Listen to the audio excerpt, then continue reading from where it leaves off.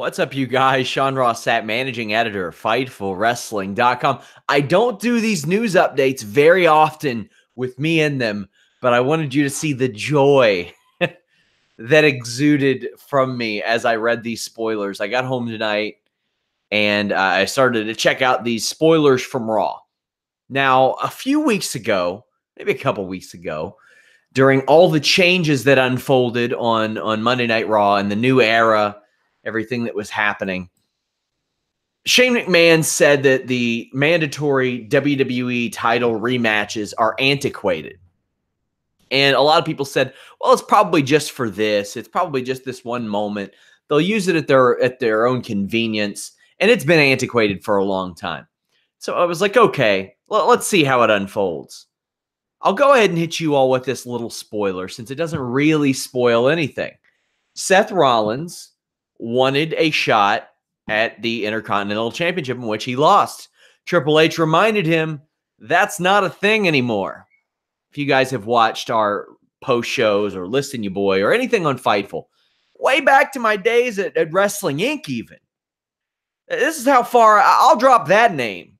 I've been saying, man, WWE really handcuffs themselves with these mandatory WWE these title rematches. One, you are almost guaranteeing that somebody's going to lose 2 matches in a row, sometimes 3. You are almost guaranteeing that you are handcuffing yourself in some sort of situation to have the same match over and over again. WWE does that enough on their own. They don't need that. This was one of the production, I think it was one of the production changes I mentioned in Fightful books, that it was like an all-encompassing thing. And right now at FightfulSelect.com, myself and one of our subscribers, Simon Willis, have a Fightful Books at Q&A where every couple of months you guys have submitted questions for us to talk about how we would book certain things. And this is one that I kept going back to. And as Jay Fia is saying in the live chat, first series I thought about was Triple H versus Batista.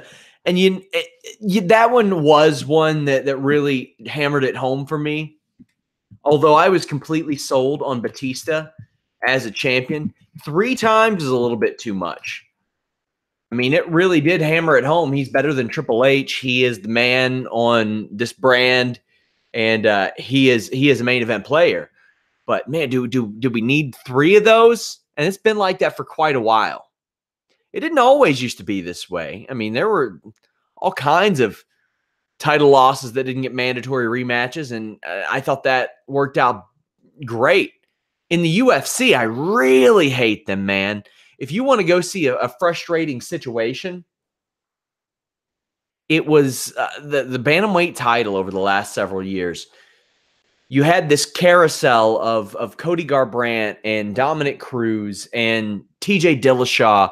And finally, they're off that carousel, kind of, because their bantamweight champion is competing for the flyweight championship, which won't exist soon. So are they really out of it? No. But man, I got so frustrating. I was like, why does this person deserve a mandatory rematch? Especially in the WWE scope of things, you could always say, well, they had a close match, so maybe that's why. They had a long reign. Maybe that's why. I don't think it's necessary. And this now gets you out of anybody in the past who has a rematch, and everybody keeps saying, what about their rematch? Because, I mean, we had that from Finn Balor for a long time, and they paid it off with Roman Reigns this summer. I mean, you got a Kevin Owens, you got a Goldberg. You got a lot of people who never got their rematches, never got their championship rematches. So I can't tell you how happy and excited I am from at least an interest perspective that WWE has decided to do away with this. Now, what will that mean for WWE booking? Hell if I know, man. It's always hard to say. I've been hearing and told, as many other journalists have been, that all hands are on deck in January. Well, this is a nice way, a nice little cherry to put on top. If you're going to say that you're going to change things, come in and change things. I think this was a great way for them to come in and change things. Very good stuff. By the way, reminder, guys, no post-Raw show next week. I will be doing a post-Raw and SmackDown show Tuesday night after SmackDown. Also, the MMA show next week will be on Thursday instead of Tuesday, as Showdown Joe will be at Ryzen calling that Floyd Mayweather Tenshin Nasukawa fight. So we want his perspective on that. But we do have a UFC 232 post show this weekend. I want to know what you guys think of this. The mandatory title rematches are gone. And to me, when I look at this, and you could always say that WWE has too many titles. And that could be argued, sure.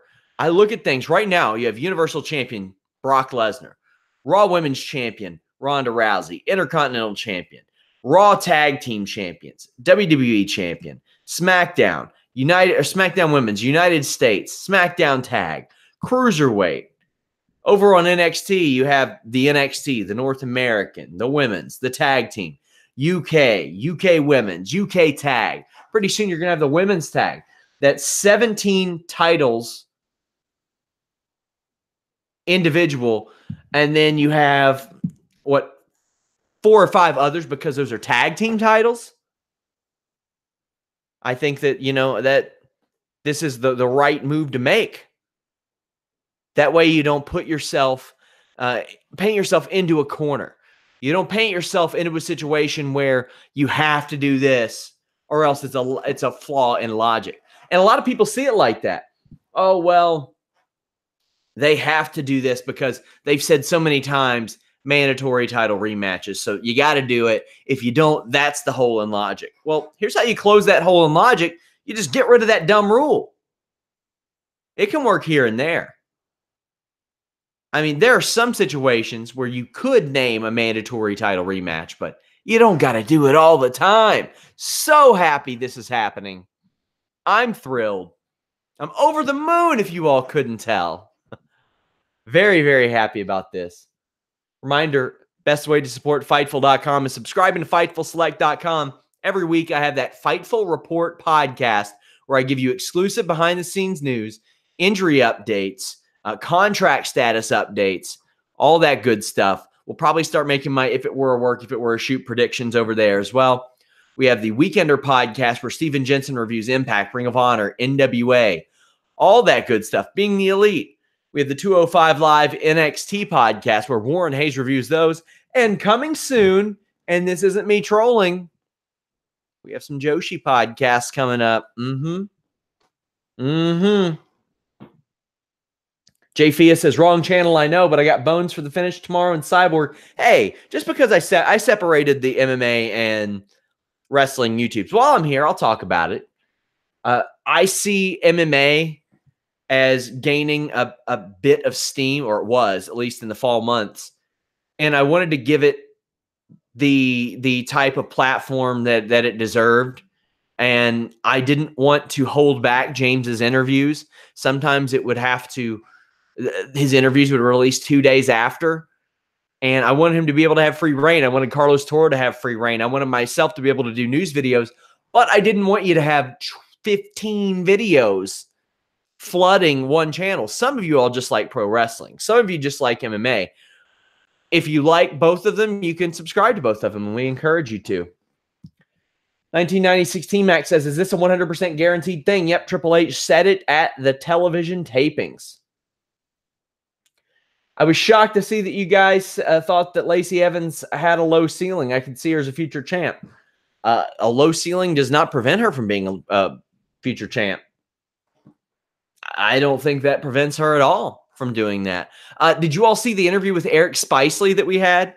If you all don't know who Eric Spicely is, he's a former UFC fighter who lost his way out of the promotion. James Lynch knows him very well, does a lot of interviews with him, and he had a WWE tryout recently, and he said that Lacey Evans helped run those tryouts. She was a drill instructor pretty much, and would yell at people when they were taking rests from the tryouts. That interview is fascinating. I encourage you guys, if you want a look inside of a WWE tryout from a guy, he's got no reason to lie about it. He actually did some training under Oni Lorcan, and he goes through the process of the tryout and what it was like physically for him. Very, very good interview. Somebody said she ain't no Jungle Girl, though. So if you guys don't know who Jungle Girl is, I don't know if I'm surprised somebody does know who she is. Jungle Girl is a WoW Women of Wrestling regular. And when I got their first look trailer, which they sent to me way earlier than they were supposed to, she stood out. She is a specimen. I don't know how she is in the ring necessarily. And a lot of WoW stuff is heavily edited anyway, but she's got a great look. She's like in her 40s. She's been with WoW since, I think, 2000. She's got a good look. They said the same about Carmella. Look at her now. Yeah, nobody expected Carmella to be what she is. She is the best at making something out of nothing. Carmella has, I've got a ton of respect for Carmella for what she's been able to accomplish with stepping out of the shadow of Enzo and Cass and then just casting a shadow over those two now. Those two got to catch up to her. And I don't think either one are going to do it. UFC versus WWE, who's on more of a decline right now. I would say UFC because WWE has guaranteed TV deals that pay more than UFC's do. It's a safer product. It's a way safer product. All right, guys, I'm going to end this stream. Leave a thumbs up, subscribe. Hey, subscribe to that MMA channel if you all don't mind. It's youtube.com/Fightful MMA Boxing. But I wanted to come on here, and I'll do this from time to time. When WWE does some stuff that we have just beat to death on this podcast, I'll come here and I'll chat with you guys about it. But thank you guys for joining me on a Friday night. I didn't expect to get this much, this many people live on a Friday night at 11 p.m. stream. But thank you guys. I'm going to do a live or a spoilers post stream as well. Check that out. Subscribe. We're out.